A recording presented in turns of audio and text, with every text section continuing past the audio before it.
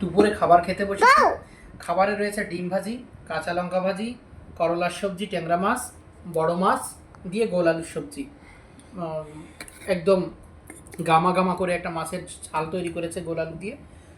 আর আজকের টেম্পারেচার সেটা বলার না, এসি চালিয়েই খাবার খেতে বসেছি, কারণ আজকের ঘরের রোশনিটাও কম, কারণ এসি চলছে, ঘরটা পুরো বন্ধ।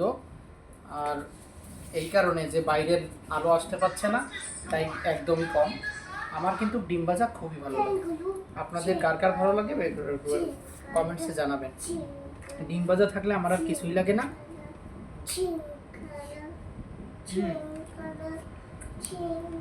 আমার জীবনের সবচেয়ে প্রিয় খাবার কিন্তু ডিম ভাজি। দেখি এর সঙ্গে একটা মাছ খেয়ে দেখি।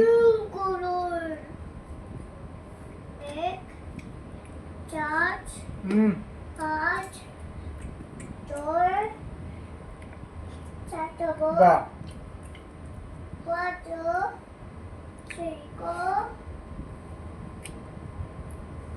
অন্য লেভেল।